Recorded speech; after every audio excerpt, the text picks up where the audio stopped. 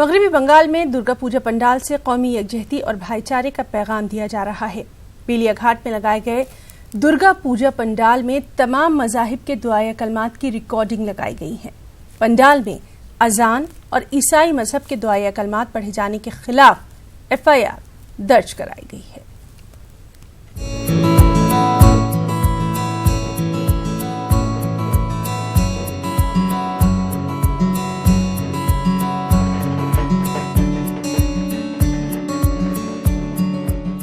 मगरबी बंगाल के बेलिया घाट का ये दुर्गा पूजा पंडाल कौमी यकजहती की मिसाल पेश कर रहा है। यहाँ से तमाम मज़ाहिब का एहतराम करने का पैगाम दिया जा रहा है। पंडाल में रिकॉर्डिंग के जरिए अजान समेत दीगर मज़ाहिब के दुआया कलिमात भी सुनाए जा रहे हैं।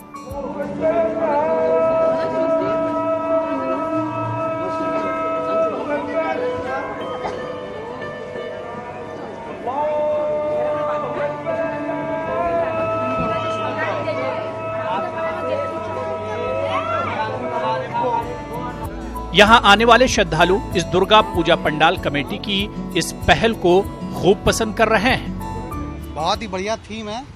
इसमें अपने फ्लैग का जो कलर्स है, इंडियन फ्लैग का कलर्स है, उस पे बेस उस कलर्स को लेके इन्होंने every religion that is Hindu, Muslim and Christianity, उसको लेके इन्होंने यहाँ पे बनाया है और बहुत सुंदर है, बहुत यूनिक एंड बहुत अच्छा कॉन्सेप्ट है। इट्स वेरी वेरी गुड, बहुत ही अच्छा है। ये तो थीम जो लगा हुआ है, बना हुआ है, ये तो बहुत अच्छा है। और सबसे बड़ा यही हमको अच्छा लगता है, ये यहाँ पर सब धर्म के लिए इकट्ठा किया है। यही सबसे हमारा बहुत अच्छा लगता है। यहाँ पर अल्लाह का पास दुआ मांगता है, भगवान का पास प्रार्थना करता है। सब कोई धर्म के ऊपर में यहाँ पर थीम लगा हुआ है, यही इसलिए हमको बहुत अच्छा लगा। मुल्क की गंगा जमनी तहजीब को पेश करते इस पंडाल से कुछ अफराद और तंजीमों को एतराज है, इसलिए उन्होंने इस पंडाल के खिलाफ मजहबी जज्बात को मजरूह करने का इल्जाम लगाते हुए बेलिया घाट के दुर्गा पूजा पंडाल के खिलाफ पुलिस स्टेशन में शिकायत दर्ज कराई है। I filed the complaint individually, not on behalf of any political party, not on behalf of any organization. It's absolutely my individual effort. I individually feel that this sort of experiment in the name of religious harmony, in the name of secularism, should be stopped because hidden agenda is different. बड़ा सीधा सा विषय है। जब हिंदू दुर्गा पूजा कर रहे हैं तो उसमें इस तरह का अजान का ये सेकुलर के नाम पर ये वास्तव में केवल कुछ विकृत मस्तिष्क की ये मानसिकता है, लेकिन ये व्यवहारिक नहीं है। दूसरे पक्ष में तो जब मस्जिद में अजान होते तो बैंड बाजे भी बंद करवा देते हैं, तो ये संभव ही नहीं है। वहीं बाया महाज ने VHP की मुखालिफत को गैर जरूरी करार दिया है। कहेंगे ये तो बीजेपी और RSS का आदत है दूसरे धर्म का खिलाफ लगातार कुछ ना कुछ कहना, कुछ ना कुछ करना। जब हमारा देश हिंदुस्तान का, हम कम्युनिस्ट पार्टी तो धर्म प्रैक्टिस नहीं करता, मगर हम रेस्पेक्ट करते हैं, सारे लोग का धर्म मानने का रेस्पेक्ट करते हैं। और हम ये मानते हैं हिंदुस्तान में भी ये संस्कृति है, सर्वधर्म समन्वय करके मिल के चलने का एक संस्कृति है। इस संस्कृति भी सही है, सब धर्म, हिंदुस्तान धर्म का देश है। शिकायत कुरंदा पूजा पंडाल से कौमी यकजहती के पैगाम को सियासी हथकंडा करार दे रहे हैं, तो वहीं सियासत से परे लोग पैगाम इंसानियत की सताइश कर रहे हैं। Bureau report, news 18 Urdu.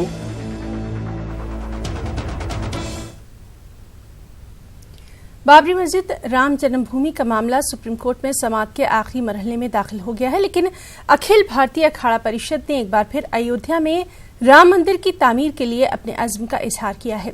Akhil Bharatiya Akhara Parishad के सदर महंत नरेंद्र गिरी ने कहा कि 10 अक्टूबर को हरिद्वार में होने वाली अखाड़ा परिषद की मीटिंग में अयोध्या में राम मंदिर की तामीर की हिकमत अमली को हतमी शक्ल दी जाएगी।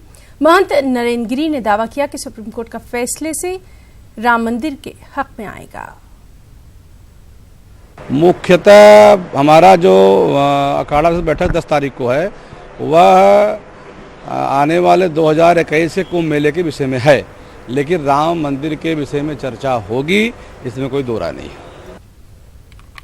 और वहीं बाबरी मस्जिद और राम मंदिर मामले में एक बार फिर सियासत तेज हो गई है। सालिसी और मसालिहत के नाम पर अब मौलाना तौकी रजा ये दावा कर रहे हैं कि जमीयतुल उलमा और all India Muslim personal law board के अलावा पूरे मुल्क के मुसलमान इस तारीखी तनाज़े का हल बातचीत से चाहते हैं। वाज़ेह है कि तौकी रजा के इस दावे के साथ ही उनकी मुखालिफत और मजम्मत भी शुरू हो गई है। पेश है लखनऊ से तारिक कमर की ये रिपोर्ट।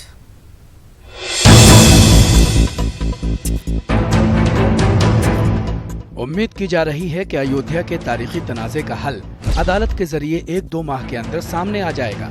गुज़िश्ता दिनों दानिश्वरों पर मुश्तमिल लखनऊ के एक ग्रुप ने बातचीत फिर से शुरू करने के लिए मीटिंग की थी और मज़कूरा ग्रुप के लोग बनारस और अयोध्या के संतों से मिले थे और अरशद मदनी से भी मुलाकात की गई थी। बरेली से ताल्लुक रखने वाले मौलाना तौकी रजा कहते हैं कि वे पूरे मुल्क के मुसलमानों का नजरिया पेश कर रहे हैं। तरफ हमारी साइड में भी कुछ लोग ऐसे हैं, जैसे मुस्लिम पर्सनल लॉ बोर्ड है या जमीयतुल उलमा है, इस किस्म के लोग ये चाहते हैं। तो मैं ये कहता हूँ कि इस तरफ के हों या उस तरफ के हों, कितनी बड़ी जंग हो जाए, कितनी बड़ी फसाद हो जाए, कुछ भी हो जाए, बिलाखिर एक टेबल पे बैठना पड़ता है, बातचीत करना पड़ती है। तो कल हमें बातचीत करना पड़े, इससे बेहतर यह है कि हमें आज एक टेबल पे बैठना चाहिए और जो मसला पूरे देश का बना हुआ है उस मसले का हम मिलजुल के उसका हल निकालना चाहिए। मौलाना तौकी रजा का जवाब ये है कि अगर अदालत का फैसला मस्जिद के हक में भी हुआ तो मुसलमान मस्जिद तामीर नहीं करा पाएंगे और मुल्क के हालात खराब हो जाएंगे, लिहाजा इस मसले को बातचीत से हल करने की जरूरत है। तौकी रजा की मुखालफत करने वाले लोग कहते हैं कि अदालत पर यकीन रखना चाहिए। देखिए, बातचीत का तो मसला ही ख़त्म हो गया है। जब मामला अदालत में है और सुप्रीम कोर्ट में उसकी रोज़ाना सुनवाई हो रही है, बातचीत के सिलसिले इससे पहले भी शुरू हुए, साल होते रहे। उसका चंद्रशेखर जब वज़ीर आज़म थे तब भी बहुत कोशिश हुई और कुमार मंगलम ने इसके लिए संजीदा लोगों की कमेटी बनाई, उसका भी जितना उसका रिज़ल्ट ज़ीरो निकला। तो अब ये नए दौर में जो लोग बात कर रहे हैं, इनमें बातचीत नहीं, मफाद परस्ती ज़्यादा दिख रही है। मैं अपने मौक़िफ़ पर कायम हूँ और Muslim personal law board of India का जो मौक़िफ़ था सूफ़ीज़म के बारे में और साथ ही बाबरी मस्जिद के सिलसिले में, कि उसके जो ज़िम्मेदारान हैं, बाबरी मस्जिद एक्शन कमेटी है या ये कि Muslim personal law all India Muslim personal law board है, वो या जमीयत उलमा हिंद जो उसमें पेश कदमी कर रही है, मेरे ख़्याल से मौजू मुनासिब वही हजरात रहेंगे, वही अदालत के ज़रिए से फ़ैसला चाहते हैं, वही बेहतर हिंदुस्तान के लिए होगा और मुसलमानों के लिए होगा। बाबरी मस्जिद एक्शन कमेटी के कन्वीनर सफर याब जिलानी कहते हैं कि अब सिर्फ अदालत के फैसले का इंतजार है, ये कोशिशें बेमाने हैं। All India Muslim personal law board का भी यही मानना है कि वो अदालत के फैसले को कबूल करने के अपने देरीना मौक़िफ़ पर कायम है, लेकिन तौकी रजा के मुताबिक एक्शन कमेटी और बोर्ड के लोग इसलिए मुखालफत कर रहे हैं कि अगर बातचीत से फैसला हो गया तो उनकी चमकती हुई दुकानें बंद हो जाएंगी। अयोध्या के तारीखी तनाज़े को लेकर सियासी सरगर्मियाँ एक बार फिर तेज़ हो गई हैं। अहम बात यह है कि इस बार मुस्लिम फ़रीक़ैन के दरमियान ही एक दरार पड़ती महसूस होती है। कुछ लोग मानते हैं कि इस मसले का वाहिद हल सिर्फ़ और सिर्फ अदालत उज़्मा के ज़रिए होना चाहिए, जबकि एक तबका ऐसा भी सामने आया है जो चाहता है कि इसका हल बातचीत के ज़रिए ही होना चाहिए, वरना हालात मज़ीद ख़राब होने के अंदेशे हैं। देखना यह है कि मंजरनामा किस अंदाज से तब्दील होता है। कैमरामैन मनोज शाही के साथ न्यूज़ 18 उर्दू के लिए तारिक कमर, लखनऊ। राजस्थान के अलवर में एक मुस्लिम जोड़े को जबरदस्ती जय श्री राम कहने के लिए मजबूर करने की वीएचपी ने मजम्मत की है। वीएचपी के मुताबिक कसूरवारों के खिलाफ कानूनी कार्रवाई की जानी चाहिए। मैं ये मानता हूं कि जय श्री राम ये जबान से निकलने वाली आवाज नहीं है, ये हृदय से निकलती है और जिनके हृदय से निकलती है उनको यह नारा लगाना चाहिए। किसी को मजबूर करके, धमका के, मारपीट करके ये नारा लगवाया जाए, इससे तो राम भी प्रसन्न नहीं होंगे। तो इसलिए घटना की जांच हो और जांच के बाद में जो कानूनी कार्रवाई उचित हो वह होनी चाहिए। राष्ट्रीय गौरक्षा के नाम पर लेह लद्दाख से अपना पैदल सफर शुरू करने वाले फैज खान आज अजमेर शहर पहुंचे। इस मौके पर उन्होंने दरगाह हजरत मोइनुद्दीन चिश्ती रहमतुल्लाह अलैह की जियारत की। दरगाह कमेटी ने फैज खान का इस्तकबाल किया। फैज खान के मुताबिक 24 जून 2017 से उन्होंने लद्दाख से अपना पैदल सफर शुरू किया था। इस मौके पर फैज खान ने कहा कि वो गाय के नाम पर फिरका परस्ती से गुरेज करने का पैगाम आम करने के लिए ही ये पैदल सफर तय कर रहे हैं। यही हिंदुस्तानियत है जो मैसेज लेके चला हूं मैं, भाईचारे का, अपनेपन का, अमन का, सद्भावना का, विश्व शांति का। 24 जून 2017 को लेह लद्दाख से मैंने पदयात्रा प्रारंभ की। लेह लद्दाख से कन्याकुमारी गया और कन्याकुमारी से अब जम्मू जा रहा हूँ। ये 14,500 किलोमीटर की यात्रा होगी, जिसमें से 13,000 किलोमीटर पैदल चलकर आज मैं यहाँ ख्वाजा के दर पर आया हुआ हूँ। झारखंड में अनकरीब असेंबली इंतखाबात के पेश नज़र बीजेपी के मुस्लिम लीडरान किसी मुस्लिम उम्मीदवार को टिकट फराहमी का मुतालबा कर रहे हैं। इस ताल्लुक से पार्टी के मुस्लिम लीडरान बीजेपी के आला कायदीन से मुलाकात करने का मंसूबा भी रखते हैं।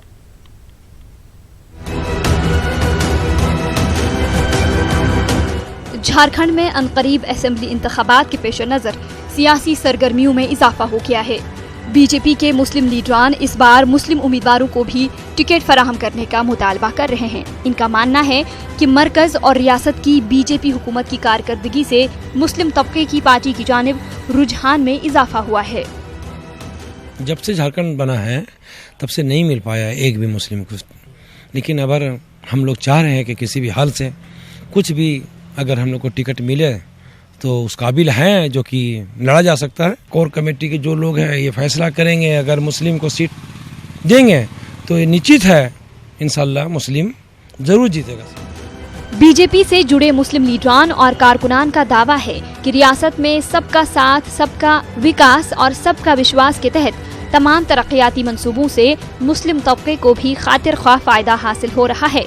वहीं रियासत के तकरीबन 1 दर्जन असेंबली हलकों में मुस्लिम वोटर फैसला कुन रोल अदा करते हैं। इसके लिए मैं पार्टी से पहले भी मैंने निवेदन किया था डिफरेंट माध्यम से, और प्रदेश के बड़े नेताओं से भी मिलके भी कहा था कि हम अभी जो आगामी विधानसभा चुनाव आने वाला है उसमें भी कुछ मुसलमानों को टिकट दिया जाए।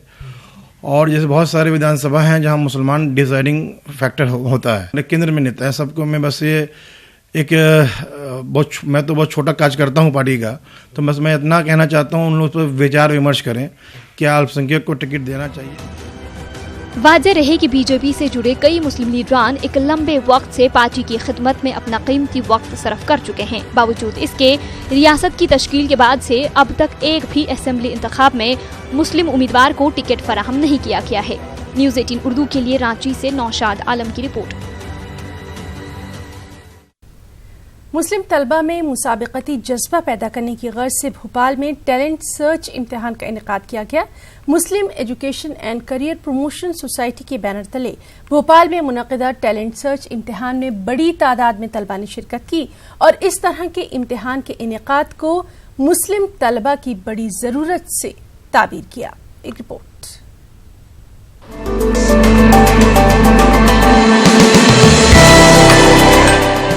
भोपाल में Muslim education and career promotion society 3 दहाइयों से मुस्लिम तलबा को स्कॉलरशिप देने के साथ इनकी करियर की काउंसलिंग के लिए प्रोग्राम का इनेकाद भी करती रहती है। जब सोसाइटी को मतलूबा नताइज बरामद नहीं हुए तो सोसाइटी ने अपने मकासद के हुसूल के लिए टैलेंट सर्च इम्तिहान का फैसला किया ताकि मुस्लिम तलबा को मुकाबला जाती इम्तिहानात के लिए तैयार किया जा सके।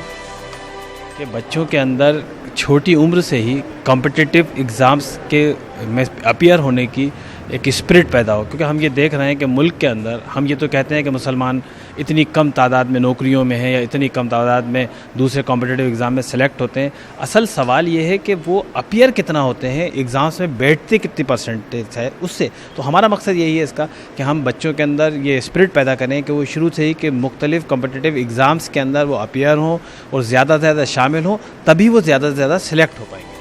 गुज़िश्ता माही टैलेंट सर्च इम्तिहान के इनेकाद के ऐलान और 50,000 के नकद इनाम का ऐलान करने के बावजूद कुल 186 तलबा ही टैलेंट सर्च के इम्तिहान में शरीक हुए।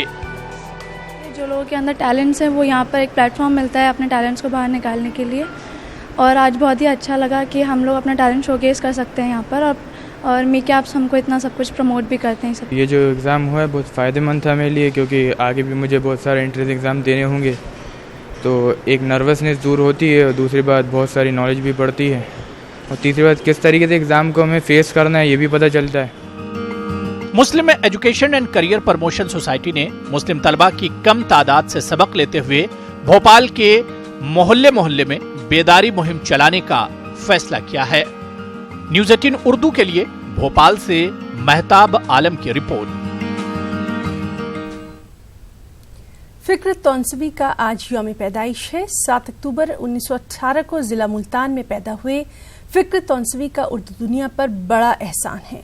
उन्होंने अपनी पूरी जिंदगी उर्दू दुनिया के नाम वक्फ कर दी थी। फिक्र तौनसवी का असली नाम रामलाल भाटिया था। फिक्र तौनसवी की यौम पैदाइश के मौके पर पेश है न्यूज़ 18 उर्दू की ये खास पेशकश।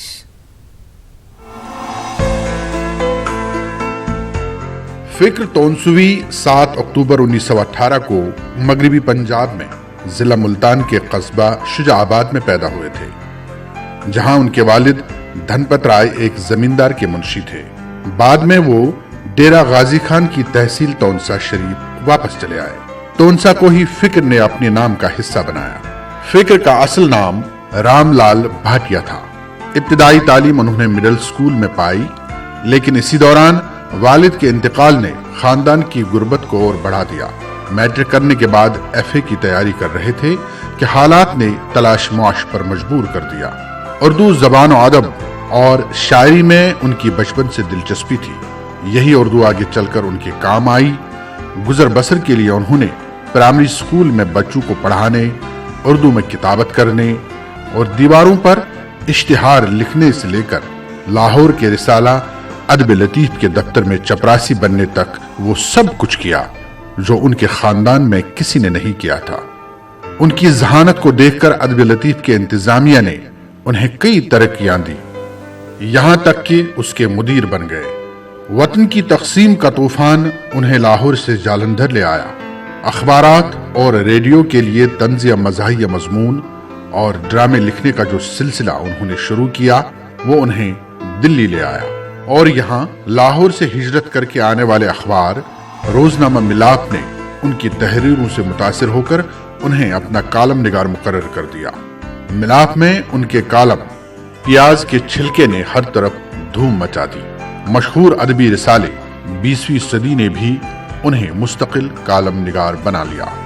फिक्र तौनसवी जिंदगी भर कलम की मजदूरी करते रहे और उनकी किताबों के ढेर लग गए। हियोले के नाम से उनकी नज़मों और गज़लों का मजमुआ 1947 में ही छप चुका था, लेकिन असल शोहरत उन्हें तंज निगारी से ही मिली। उनकी मशहूर किताबों में आधा आदमी, बात में घात, छठा दरिया, छिलके ही छिलके, प्रोफेसर बुद्धू, मॉडर्न अलादीन, फिक्रनामा और फिक्रबानी वगैरह शामिल हैं। मैं और मेरी बीवी के उन्वानात से उन्होंने 2 हिस्सों में अपनी आप बीती भी तहरीर की। 24 मई 1987 को 69 साल की उम्र में उनका इंतकाल हो गया। फिक्र तौनसवी की वफात ने पूरी उर्दू दुनिया को सोगवार कर दिया, मगर उनकी तहरीरें आज भी मुस्कुरा रही हैं।